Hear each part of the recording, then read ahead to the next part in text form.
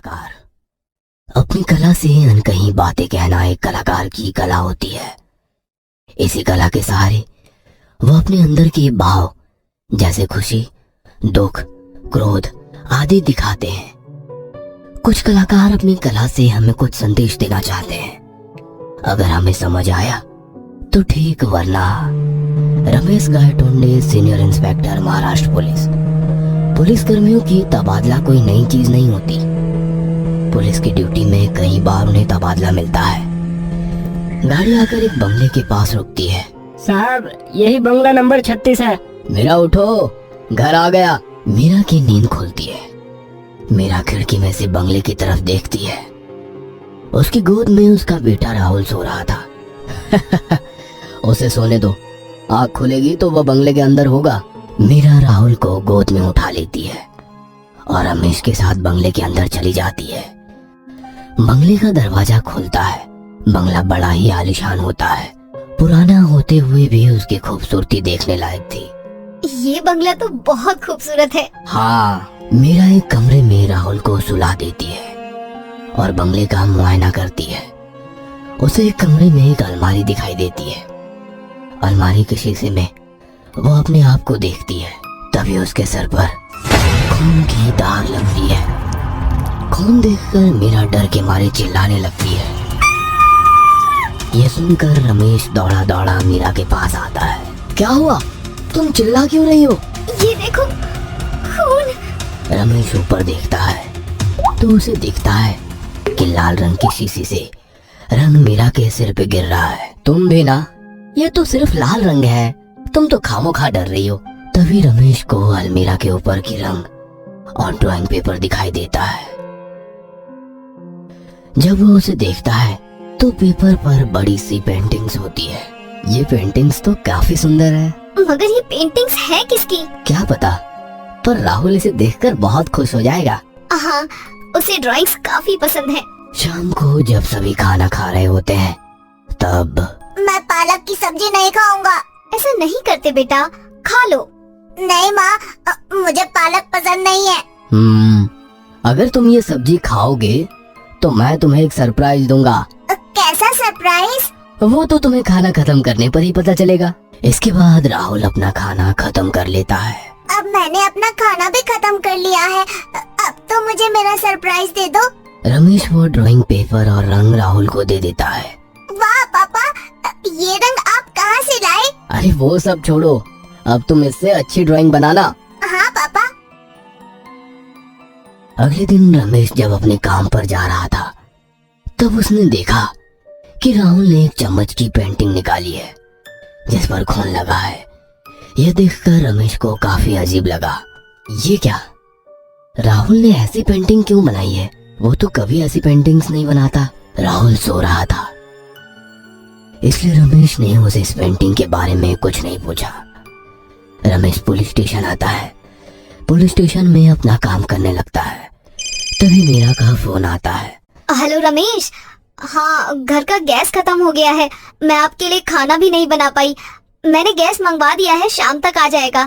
बस आज के दिन आप होटल में खाना खा लीजिएगा। ठीक है, कोई बात नहीं। रमेश अपना काम निपटा कर एक होटल में खाना खाने जाता है। तभी होटल का एक आदमी तेल का डिब्बा अंदर लेकर जा रहा था।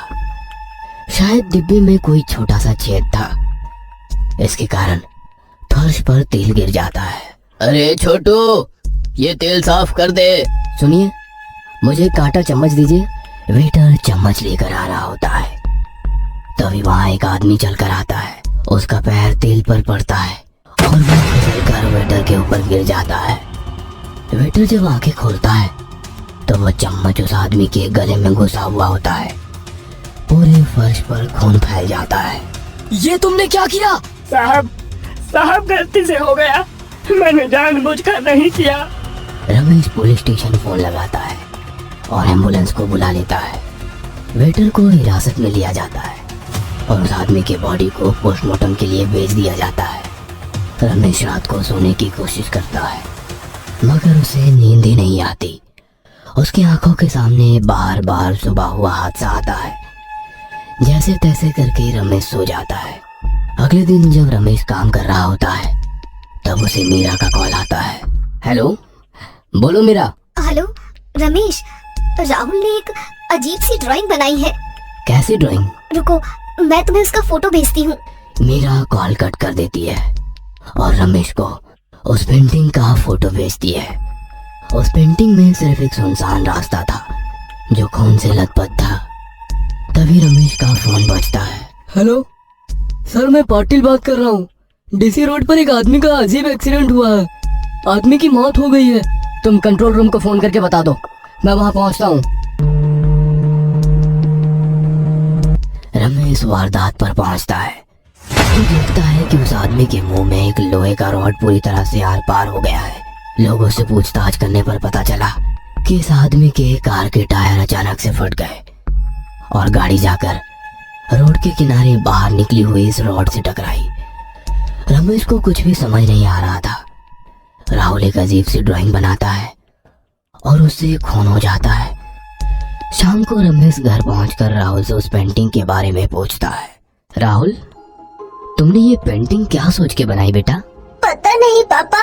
पता नहीं? तुम खुद पेंटिंग बना रहे हो और तुम्हें पता नहीं? आप उस बच्चे पर क्यों गुस्सा हो रहे हो? ये एक इत्तेफाक भी तो हो सकता है। ये कोई इत्तेफाक नहीं है मेरा। इसके बाद रमेश अपना फोन निकालता है। हेलो पाटिल। Yes sir. आज हुए एक्सीडेंट और होटल में मरे हुए आदमी के बीच में कुछ कॉमन है क्या? चेक करो। जैसे ही तुम्हें कुछ खबर मिलती है मुझे फोन करना। जी सर। अगले दिन पुलिस स्टेशन में। सर, ये बिल्ला है। ये उन दोनों का भी दोस्त है। ये तीनों पहले चोरी किया करते थे, मगर कुछ सालों से इन्होंने चोरी करना बंद कर दिया है। देखो बिल्ला, तुम्हारे दोस्त तो चले गए, अब बचे हो तुम भी मरने वाले हो, मगर कैसे किसी को नहीं पता। ये आप क्या कह रहे हैं सर? मुझे बचा लीजिए सर। मैं तुम्हें तभी बचा सकता हूँ जब तुम मुझे बताओगे कि तुम तीनों ने मिलकर ऐसा कोई गुनाह या काम किया था जिससे किसी का बहुत नुकसान हो। हम तो बस छोटी मोटी चोरियां करते थे साहब। देखो सच सच बताओ, वरना। रमेश अपनी गन निकालता है और लोड करके बिल्ला के सर पर रखता है। बताता हूँ सर, बताता हूँ सर। हम तीनों ने आखिरी गुनाह एक खून किया था। क्या? किसका? बंगलो नंबर 36 में एक लड़की रहती थी जो कि पेंटिंग्स बनाती थी। हम तीनों वहाँ चोरी के इरादे से गए थे, लेकिन हमें उसने देख लिया। वो पुलिस को फोन करने वाली थी, इसलिए हमने उसके सिर पर रॉड से हमला करके उसे मार दिया। Bungalow number 36। तभी रमेश का फोन बजता है। मीरा ने रमेश को एक फोटो भेजा हुआ था। वो फोटो को डाउनलोड करने लगता है। उसी के साथ वो अपनी गन अपने गन पॉकेट में रखता है। उसका ध्यान फोटो पर होता है, इसलिए गन पॉकेट में ठीक से नहीं बैठता। फोटो डाउनलोड होता है। फोटो में एक आदमी के सिर के बीच में खून लगा हुआ होता है। तभी रमेश की गन नीचे गिरती है और गोली चलकर बिल्ला के सिर के बीच में लगती है।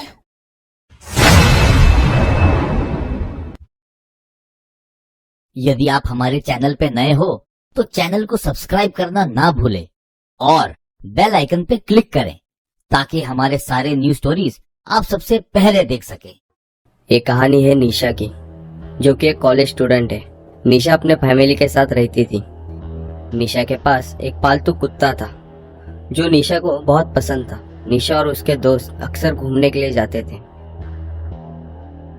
एक दिन ऐसे ही निशा और उसके दोस्त घूमने के लिए गए। निशा ने अपने साथ अपने पालतू कुत्ते को भी लिया। निशा और उसके दोस्तों को घूमते घूमते बहुत रात हो गई। पास ही के एक होटल में उन्होंने अपना एक रूम बुक किया और वहां रात गुजारने का फैसला किया। निशा और उसके दोस्त रूम नंबर 401 में रुके थे। उसी फ्लोर पर एक और कमरा था, 402, जो बड़ा ही पुराना और सालों से बंद पड़ा हुआ था। निशा ने वेटर से उस कमरे के बारे में पूछा तो उसे पता चला वहाँ सालों पहले किसी ने फांसी ली थी और तब से वो कमरा बंद था। निशा ने ये बात अपने दोस्तों को बताई। तब उसके दोस्त उस पर हंसने लगे और उसे कहने लगे कि ऐसा कुछ नहीं होता। हालांकि निशा का भूतों पर विश्वास नहीं था। निशा और उसके दोस्तों ने खाना खा लिया और उसके बाद अपने कमरे में चले गए।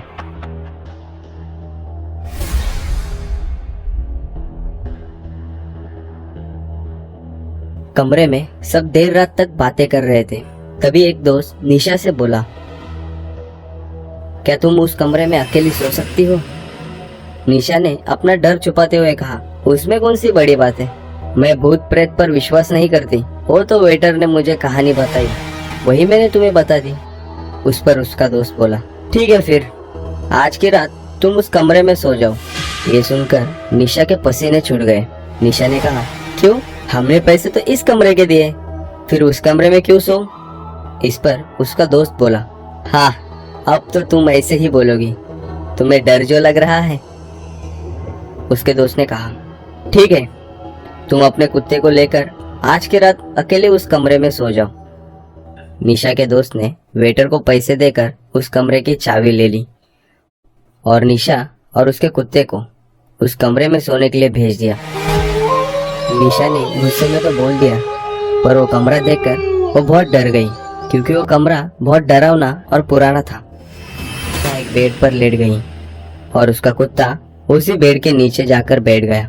निशा को नींद नहीं आ रही थी। उसने अपना हाथ बेड के नीचे डाल दिया। तभी उसके कुत्ते ने उसका हाथ चाट लिया। उसे तसल्ली हुई कि उसके साथ उसका कुत्ता है।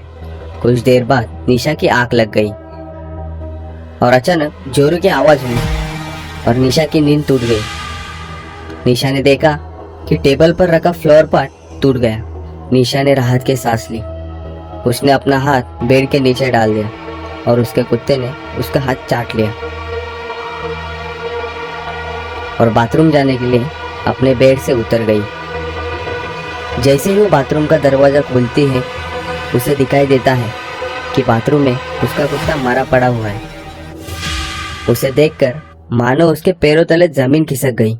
उसके पसीने छूटने लगे, दिल की धड़कनें तेज होने लगी और फिर उसे याद आया कि अगर मेरा कुत्ता यहाँ मरा पड़ा हुआ है तो वहाँ मेरा हाथ किसने चाटा।